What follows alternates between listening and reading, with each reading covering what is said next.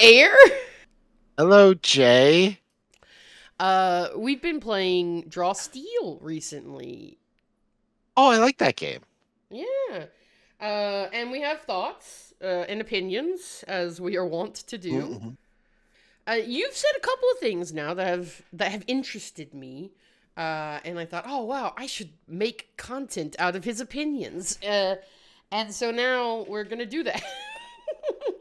I should feed him into the algorithm like a chipper Yeah, shredder until exactly. until until views come out the other end. Grist for my Um, mill, for my churning mill. yes, Um, yes, I so am okay, grist.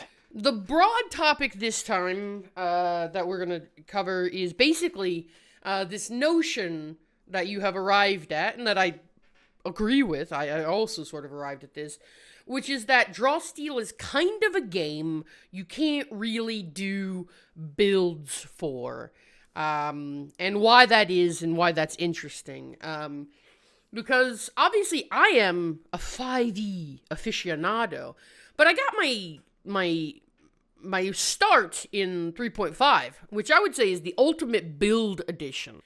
You know, since I've grown up in the tabletop industry and the tabletop hobby, uh, I it's always been about builds, right? Every edition, I guess, fourth edition, kind of accepting for similar reasons to Draw Steel because they are genetically related. These games, in the great tree of life that is tabletop RPG inspirations. So that's the Fourth basic idea. edition dies, and the fourth edition becomes the grass, and the draw Mm-hmm. steel eats the grass, Uh and so huh. we all are connected in the circle of consumer products.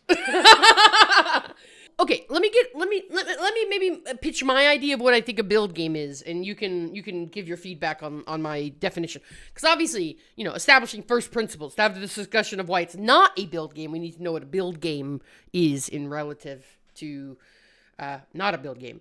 So, what is a build game? In my opinion, a build game is a game that not only allows for specialization in a specific category, but rewards specialization in a specific category, and Mhm. generally tends to reward it so much so that it encourages a person with system mastery to go down that route.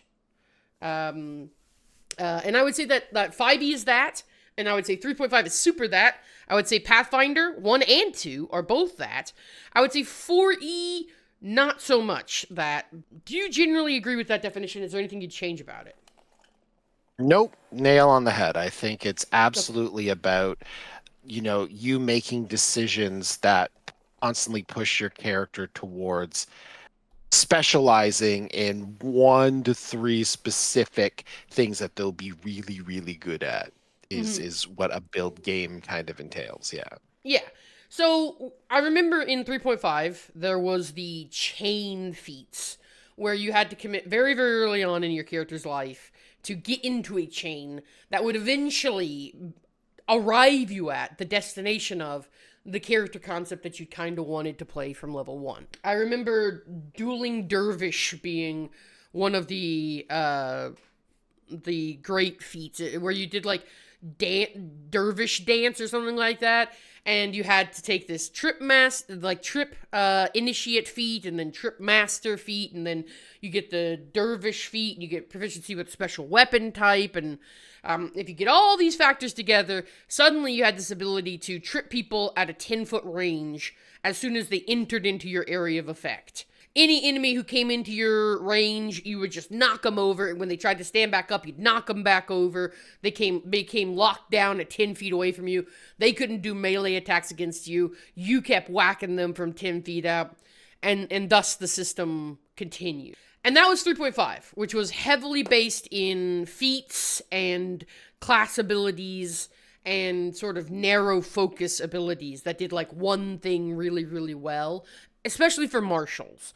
Magic is kind of a whole different thing. There's not really the same stuff for magic generally. Fourth edition deviated from third edition quite a lot. We all know that. It went into a sort of Hours. genericized, yeah, powers Yeah. list that was so there were 4 classes basically, and they were reflavored as the 8 different classes, and different subclasses of those classes would be in different. But there were 4 actual classes like controller, blaster, tank, and Leader. leader. Yeah. Anyway, um, long story short, there were like 4 meta classes, and then all the classes were sort of all of those 4. And 5th edition goes back to the 3.5 era of design with some 2.5 edition in stuff kind of put back in, and then some things from 4th edition do survive, like bonus actions and the 3 action economy. But still, it had a lot of that 3.5 design of like you pick up feats, and feats help you to specialize in a specific area, and class features also tend to pick a thing and be about that thing. And so, Battle Master Fighter, you get maneuvers, and if you pick one of those maneuvers as the trip maneuver, then suddenly you have incentive to go about picking up Polearm Master, which lets you trip people more often, and so on, so yada yada yada. And so that's a lot of what 5e builds become about. Is like pick your thing and build towards that thing. Yeah, like in order to like most min-max or optimization is normally around maximizing 1 to maybe 3 things you want to do. If you're a marshal, like it really becomes one thing. Like if you want to play a rogue and do damage, you're building for double sneak attack. If you want to play like a fighter and you want to do damage, you were probably building some crossbow expert, shooting off a hand crossbow a gajillion times and just adding as many, extra dice and extra modifiers to every hit as you could. More true And in 5e than in 5.5 with the crossbow expert, but still, like, broadly. Yes, yeah. 5.5 has definitely worked to try to broaden. Like this is definitely a martial thing, though casters certainly have specific builds too. But it was definitely more of a martial thing. They definitely worked via weapon mastery and do with some of the class features they've given, like the Barbarian's Brutal Strike lets you like substitute, advantage on your attacks for an effect.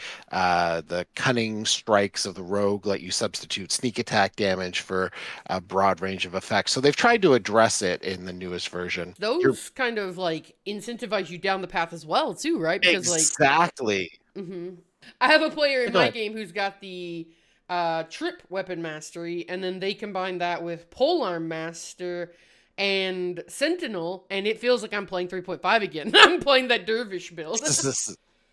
Yeah, right. Like they all of a sudden have even more control. So if they want to build a more controller focused Marshall, they can. But honestly, all those options come in, and then they kind of become just new ways to specialize into the 1, 2. If you're a caster, it's more like 2 to 3. Like you probably have some blast, some control, maybe some support stuff in terms of buffer heals. But ultimately, yeah, you're building towards 1 to 3 things that your character wants to do, at least in combat. And then your only tactical decisions when you actually get into combat are what do I have to do that thing? Whatever I built my character around. And the first time it goes off and it's super cool and it works, and it's like, yay, I did a bunch of damage, or I completely locked down the big bad evil person or whatever. But second combat and the third combat, that efficacious, build that you've created, now it's just locked you into this constant style of play where what was supposed to be tactical combat, where you're, making turn by turn, round over round decisions that are supposed to be intriguing, the decision is always just, how do I do my thing? And honestly, it's normally not that hard. If your whole build is around getting 2 sneak attacks per round, then you have some trigger off your turn that lets you attack, and that's the whole build. And once you get it going, you just do that every combat, and that's your character. Like I'm playing a warlock right now. We just moved from 2014 to 2024, but I'm either bringing my summon up and Eldritch Blasting, or dropping a control spell like Hypnotic Pattern and then Eldritch Blasting. That's it. Yeah. Those are the two things I do. hmm So when we talk about Draw Steel being not a build game, it's interesting because obviously it has class features, it has ancestry features, it has Mhm. lots of things that you make choices about all the time. In theory, you could make all those choices in one direction. For example, you could, let's say I wanted to be the best pusher ever, right? I could go Fury, which is the class that has the easiest access to push and best benefits for push. And then I could take the size 1L racial option that lets me push people one On. square Yeah. further. And then, I could that's about it. I could maybe pick the Or some of the push you could take, class abilities. Yeah, the abilities with push built into yeah. them. Yeah. Um. Sword and board gives you a shield slam that mhm. lets you do a push for pick and kit stuff. Well, Yeah. I'm sure there. I mean, I'm not sure. I know for a fact that there are many of like base fury abilities that let you shove as part of the In attack. Yeah. fact, Yeah. Matt Will Jackson, our good friend who was looking at the Fury, picked the sword and board kit and a push ability for the Fury. And I think that my Mhm. first piece of advice, which I think is generally going to be the point we're coming to here, is, Mhm. it doesn't behoove you to have two signature abilities that do the same thing in this game. Mhm. You're coming at it from a perspective of, oh, I should specialize, but Mhm. no, actually, you're rewarded for having a breadth of options in your Mhm. character so that you have a tool to meet the need of whatever situation is coming up in combat. So I recommend it actually drop that kit or pick a different Fury signature. And that's ultimately the thing, right? Like imagine the scenario where you did pick the class I just like Fury, you picked the ancestry that lets you be 1L, and you picked a push ability on your character. So you dedicated 3 choices towards specializing into shoving. Well, there's 2 branches off of that tree. First of all, what have you actually gained by doing all that? Well, you can now push enemies one further than you could push by default as a Fury. So by choosing your ancestry to give you a bonus to pushing, you have chosen one additional square of push against enemies who are smaller than you.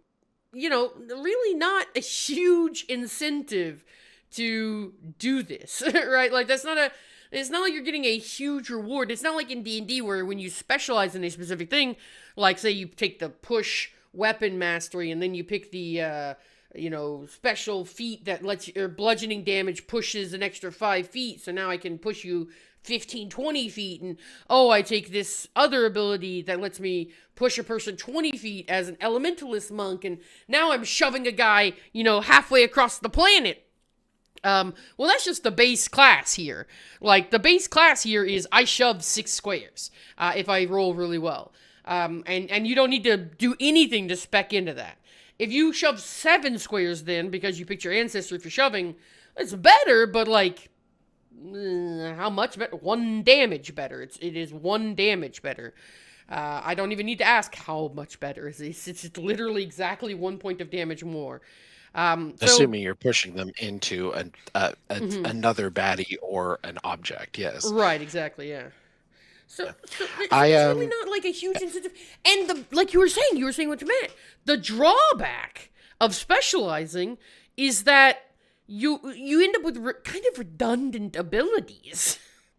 And the corollary to this, the whole it not being a build game, which I think is definitely a feature, is I don't know that you can build an ineffective character. Like we know hmm in 5e and in a lot of other games, there are what are, kind of colloquially called trap options, hmm where a new player might pick this thing thinking it sounds really cool and then realize it doesn't work the way they think it works, or the text might lead you to believe it can do hmm something, but The classic example of ultimately find traps that doesn't find of traps. find traps that doesn't find traps. Exactly. There's a lot of those trap options. I don't think there are trap options Mm-hmm. in Draw Steel. I think ultimately, like the things you pick, they'll always find some use for them. I think there are better and worse ways to pick things. Like if you have, like you were saying, a bunch of skills that push, maybe you want to diversify a bit more. But it Mm-hmm. even comes down to like party composition. I'm going to be playing a tactician in our upcoming Draw Steel campaign, and I was like, do I need to be the healer, quote unquote? Like the tactician has a few different ways to kick off recoveries, which are the way that you get back stamina, HP in Draw Steel. But I was like, well, we also have a troubadour, so maybe I don't need to lean that hard in it. If we had like a conduit, which is Draw Steel's, cleric, priest, their divine, healing focused class, I wouldn't lean into any recovery abilities at all because they have so many. Almost all of their abilities allow for some chance for them and other characters in the party to recover. So I think there's some synergy between how you build out your character with other abilities that your party members have.